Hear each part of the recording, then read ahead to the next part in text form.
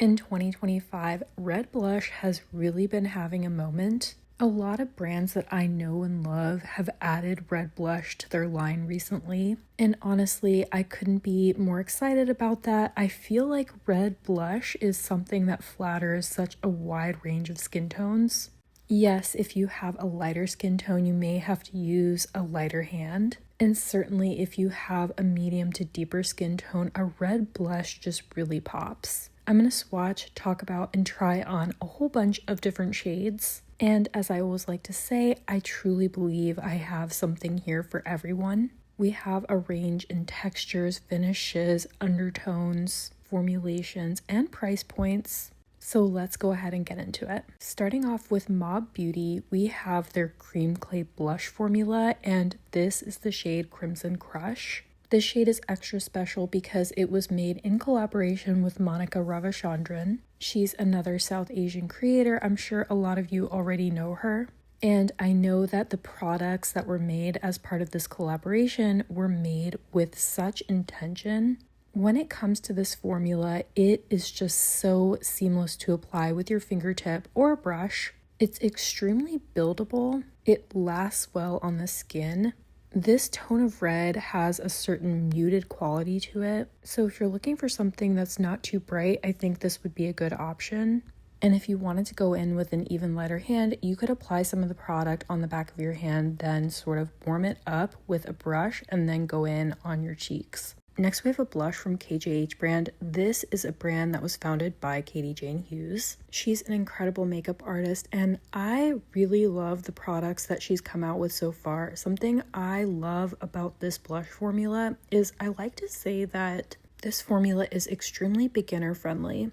If someone told me they were brand new to cream blush and maybe were intimidated of cream blushes or had issues with other cream blushes, I would direct them to this formula. It's very easy to blend in, even when you go in with a decent amount of product. It has a matte finish on the skin, but it is very customizable. If you wanted to make it into a blush with a dewy finish, you could mix it in with a little bit of her Hyper Shine serum. This is the shade Soft Orchid, and it is somewhere between a red and a berry, but it's just such a pretty shade, I had to include it. Next, also from KJH Brand, we have the shade Soft Cherry, and this is a newer shade just like Soft Orchid. It came out this year. Both of these shades are just such perfect late summer into fall tones. Now, I would say that Soft Cherry is quite a bit brighter than Soft Orchid.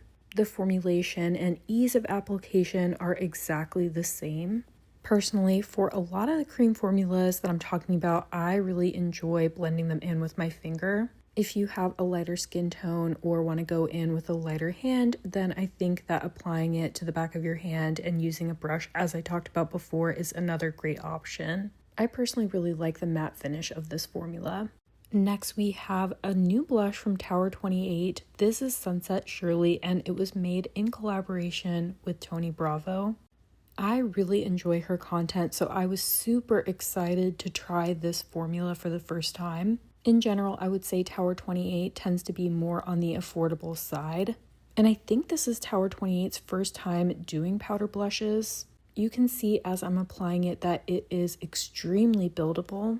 You can wear it as a light wash, but you can also really build it up for a higher pigmentation. It's got a matte finish on the skin, and I would describe this particular shade as more of a pinky toned red. I prefer this formula to their cream blushes. This year, Danessa Myricks added some very vibrant shades to the cream blush lineup. This is the Yummy Skin Blurring Blush Balm, and this is the shade Red Velvet. As I'm applying it, you can see that it's very buildable in its opacity. It is a shade I think is going to work for a wide range of skin tones. The finish isn't exactly matte, but it's also not a dewy finish. I found it to be very easy to apply with my fingers. This to me is a very true tone of red.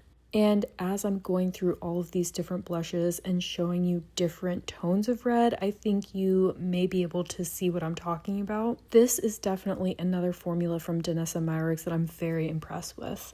Next, we have a really deep and vampy red from Rituel Defe. I've talked about them several times and in several other videos. I absolutely love their cheek products. I know that because they use some natural ingredients, they don't work for everyone, but this shade in particular is just so beautiful. Something I think the brand does really well in general is coming out with very nuanced shades. This formula is extremely buildable, so you could wear it if you have light skin. You probably don't even have to be as light-handed as some of the other formulas that I've shown so far. That being said, you really can build it up. And here is what it looks like fully applied. Now, this is one of the shades that came back during the archive event, but I do see that it's still currently available, and it's definitely become a favorite of mine. Next, we have a cream blush from Milani, and when it comes to drugstore brands, I think Milani has some of the best formulas. And some of my favorite products from Milani are the cream blushes and cream bronzers that have come out in the last couple of years. This shade is called Merlot Moment. I think that's a perfect name for the shade because I would call it somewhat of a wine-toned red. It has a very buildable pigmentation, and just like the Rituel Defe, I don't feel like you have to be particularly light-handed with this one.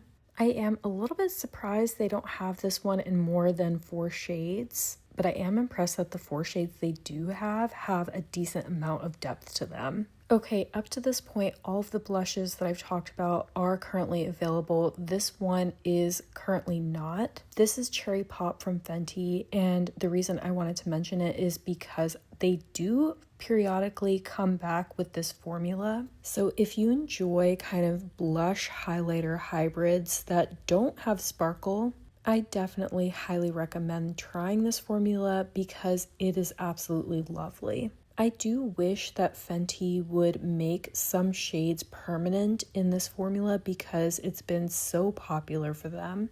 They had some limited edition shades last year as well, and Cherry Pop truly is a deep, rich, and beautiful tone of red. From Trixie Cosmetics, we have the shade Siren, and this is a new shade in their existing line. Trixie, I would say, is definitely on the more affordable side. And this lineup has 8 shades at this point and a beautiful range. I would describe this as another true red. Now, these are incredibly pigmented, so I definitely would recommend going in with a light hand with this one. I put too much product, but I blended it in with my finger and then I went in with a brush, and I really liked the end result. I really like that these are heart-shaped too. It just adds a fun little touch. And I would say it sets down well, but it's not completely matte. Next, I have a couple of blushes from Haus Labs. This is their Glossy Blush Balm formula, and this came out maybe about a year and a half ago. I have been using these pretty consistently since that time. As the name implies, these do have a glassy finish on the skin. So of course you would have to like that kind of finish. I absolutely love this formula though. Don't let the name fool you because they are incredibly long wearing. And I'm talking like 10 to 12 hours and not even setting these down, you'll still see pigment there. They have some really nice shades in my opinion. And I'm happy to see that they are padding out this line because it means it's probably not going to be going anywhere.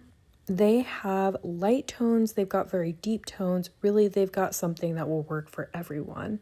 Also from Haus Labs, we have the shade Glassy Acai. This one is definitely a deeper, vampier tone of red. It is definitely deeper than Glassy Watermelon. Again, it's extremely pigmented. I think that if you have a lighter skin tone, you're probably not going to want to go in directly on your skin if you're using one of these deeper shades.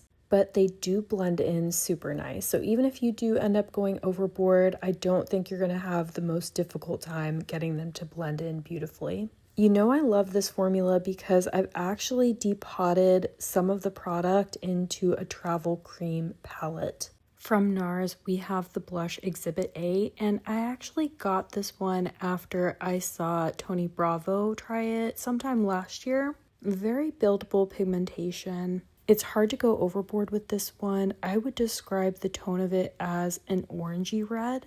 I would say Nars is known for having a very solid powder blush formula. This might be the first single blush that I've tried from them. Most of the other ones have sort of come in blush palettes.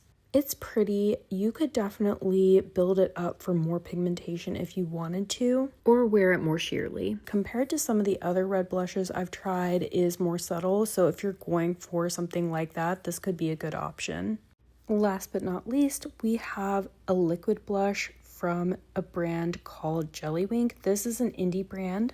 They have a lot of cool products, including various glitter gels, eyeshadows, lip products, and this definitely is the most pigmented blush that I am trying on today. I have tried this formula before, but every time I apply it, I'm just reminded that you really have to go in with a light hand, but these are very impressive cream blushes.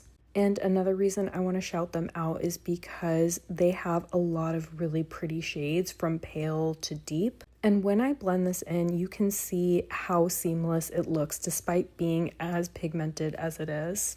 I would describe this as a very warm toned red with maybe just a hint of orange.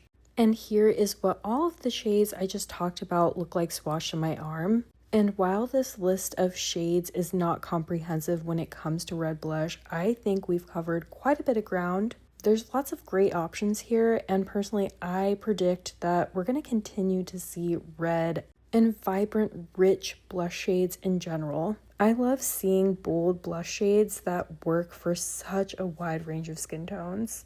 I'd love to hear in the comments which of these shades was your favorite, if you've tried any, or if you have any other red blush recommendations. Do you like wearing red blush, or do you find that it's a shade you tend to be a bit more intimidated of? As always, I really hope you found this video helpful. Thank you so much for watching, and I'll see you in the next one.